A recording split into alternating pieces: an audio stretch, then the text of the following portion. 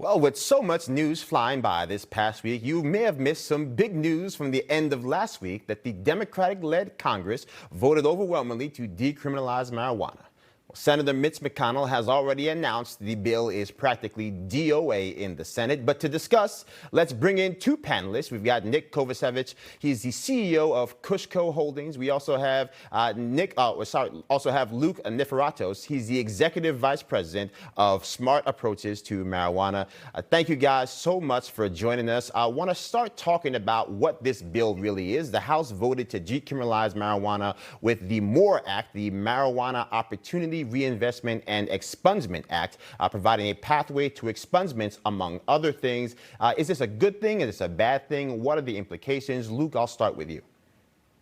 Yeah, unfortunately, this is being sold as a decriminalization bill, which, by the way, my organization fully supports decriminalizing low-level possession. But this bill fully descheduled and legalized marijuana, allowing for commercialization, which, I'm from Colorado. So what this bill was really about was creating a lot of pot shops like what we have here in my state that are selling cookies, candies, and gummies with extremely high potency marijuana products. Now, we're talking about 99% potent marijuana that's being sold. This bill did nothing to address that problem.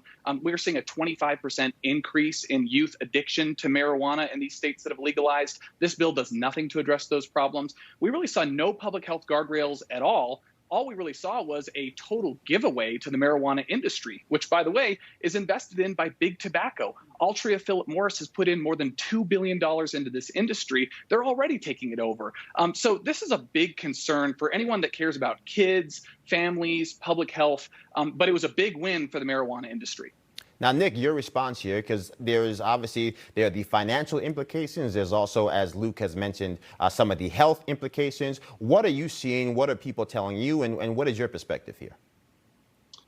Yeah, I fundamentally disagree with some of the points Luke made. I mean, number one, there was a landmark study done by 4 universities that shows teen use is actually down only in states that have legalized and regulated. And it makes sense. You put the product behind a counter where you check IDs.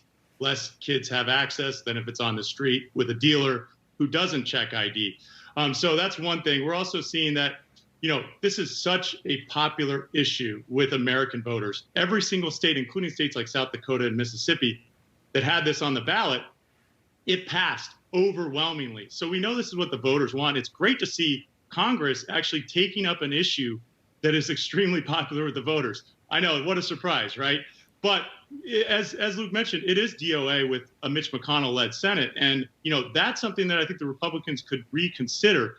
I wrote an op-ed on Fox News that said Trump was likely to lose Arizona because of the fact that marijuana was on the ballot. And in fact, he did lose. And I think this is, with the Georgia runoff coming up, maybe a time for the Republicans to take a different stance on how they're approaching this issue. Because like I said, it is so popular.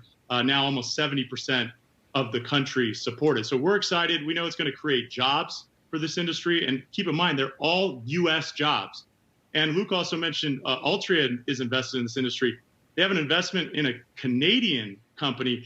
They currently have 0 cannabis sales here in the U.S. Actually, there's American companies that are producing hundreds of millions of dollars of quarterly revenue. These are the market leaders, and they're 100% U.S. companies, 100% U.S. employees, and they're paying effective 50% tax to local and state and federal government. Now, to that point, Luke, I'll come back to you, because when you start talking about the ability of states to make these decisions wall to wall, is perhaps federal legislation that removes kind of this nebulous place that many states find themselves in, trying to decriminalize or perhaps legalize things that are forbidden at the federal level. Is that perhaps not a better model that allows organizations like yourselves and also parents and local groups to make those decisions on their own terms?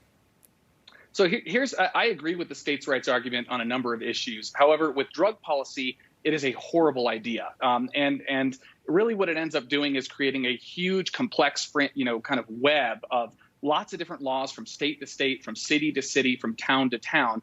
And basically what you end up doing is creating a humongous black market from that, because black market operators, cartels, and others can basically wreak havoc. My state of Colorado, we legalized it. We were the first to legalize it. But there are 35 plus states that have not legalized marijuana. And my state ships black market weed to all 35 of those states. So that's the problem with doing this as a state rights issue, is that you have other states that did not vote for this, but of course they're impacted by the marijuana that's been legalized in that state. And one thing that Nick won't tell you, because he's in the marijuana industry, it's his vested interest to expand his markets because he's a for-profit company. He wants all the other states to legalize this. So you have a state like Indiana that did not vote to legalize marijuana, and yet they're getting thousands of pounds of marijuana from Illinois and Michigan that's coming in through their state borders. That's not states' rights. That is actually a complete violation of states' rights. And that's why we need strong federal laws that uphold law and order, that protect states' rights and protect families from being impacted by this drug.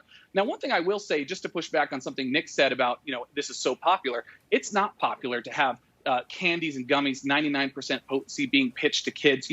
There's a Sesame Street character used to advertise a pot cookie here in Denver. Hey, that's not popular. When you do polls and you ask people, what are the policies you want for marijuana? Nobody wants somebody to go to jail for having a joint in their pocket, certainly. But when you ask people if they want a pot shop in their neighborhood, the answer is a resounding no. We did a national poll last year, found that over 70% of Americans do not want commercialized marijuana. So yes, let's look at actually decriminalizing it, but that's not what the MORE Act does. Now, Nick, I'll give you the last word here because, to Luke's point, there have been people who are saying respectfully, this isn't your mom and dad's 70s marijuana. This isn't the hippie movement anymore. You're talking about higher potency marijuana that in many ways has been enhanced many times over. What is your response to that? But also to Luke's point about the notion that, yes, in many ways we should have sanctity of state rights, but not in a situation where people can literally get in their cars and drive a product across state lines that 10 miles down the road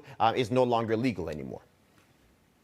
Yeah, I agree with Luke that it does create some issues with interstate commerce. But I would like to point out that I think prior to 2014, when Colorado legalized, there was weed on the streets in Indiana, and there's always been, right? So the war on drugs failed. That's clear. And so that weed now is being grown in Colorado. It's not coming over the border from the Mexican cartel. Still a problem, but a problem that's existed long before state-by-state legalization occurred. So I think there are ways to deal with it, and I think we should.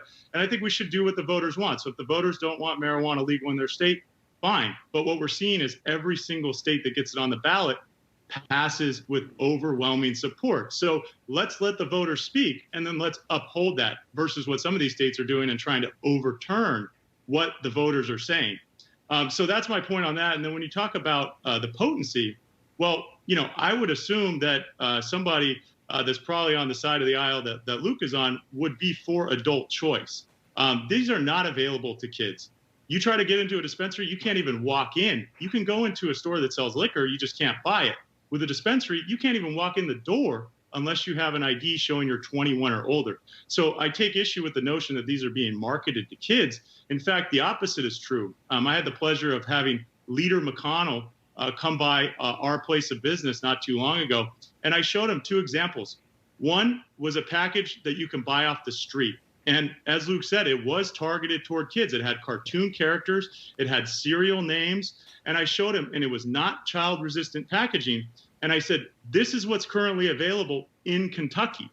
Now, the alternative, what's available in the legal states, and I showed him one of our beautiful child-resistant packages. Now, we are a leader in child-resistant compliant packaging and labeling, which is also important, pointing out the type of potency that's available in these products so adults can make informed decisions. Right. And that's really what it comes down to. Yep. Do you want those types of products available for your constituents, or do you want legal, regulated, tested, labeled, child-resistant products